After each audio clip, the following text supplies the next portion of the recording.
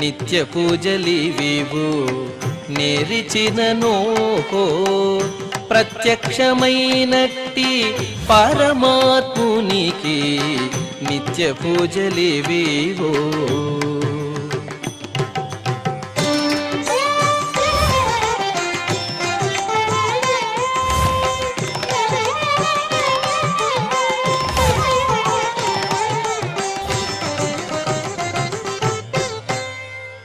ఓం నమో వెంకటేశాయ.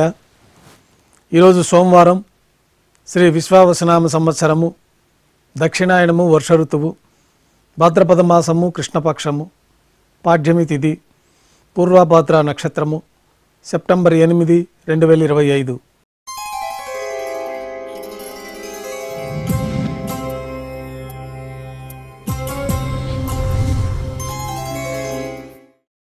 మాధ్యాహ్నిక ఆరాధనలో భాగంగా బంగారు పంచపాత్రలు శుద్ధి చేసుకొని మూలమూర్తికి, ఉత్సవమూర్తులకు ఉపచారాలు సమర్పించి తులసి దళములతో అష్టోత్తర శతనామార్చన నిర్వహించి మాధ్యాహ్నిక నైవేద్యంలో భాగంగా అన్నప్రసాదాలు స్వామివారి ఘంటానాదం మధ్య నైవేద్యంగా సమర్పించి అనంతరం భక్తులని సర్వదర్శనానికి అనుమతిస్తారు.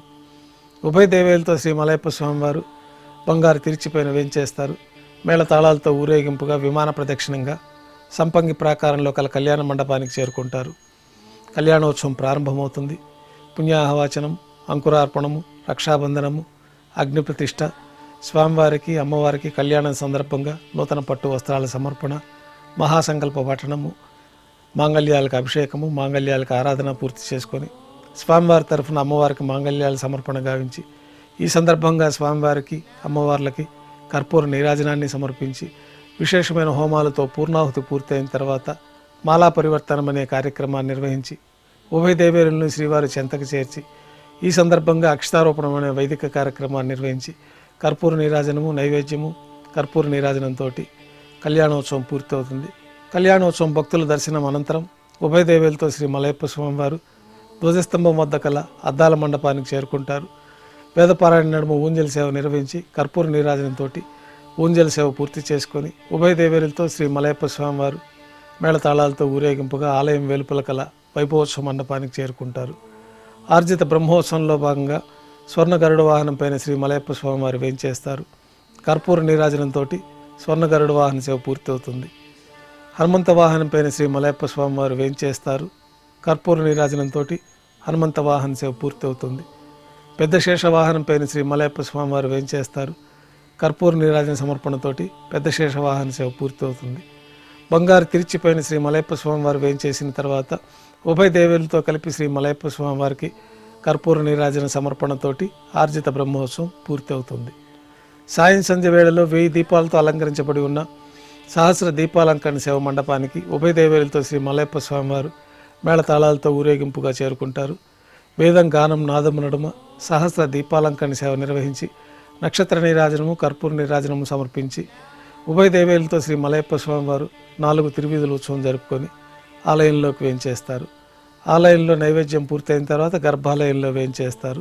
వెంటనే రాత్రి తోమాల సేవ ప్రారంభమవుతుంది.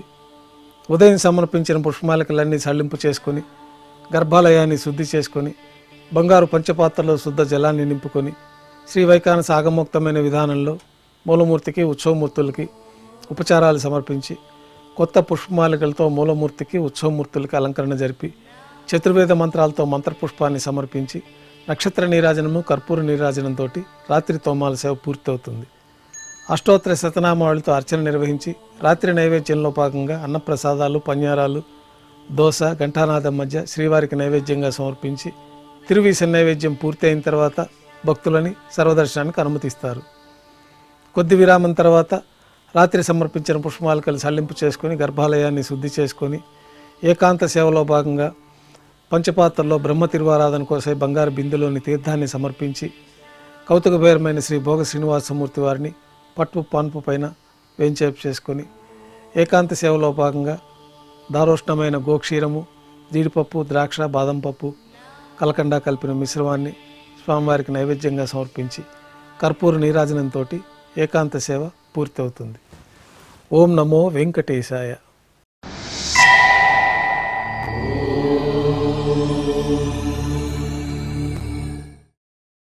గోవింద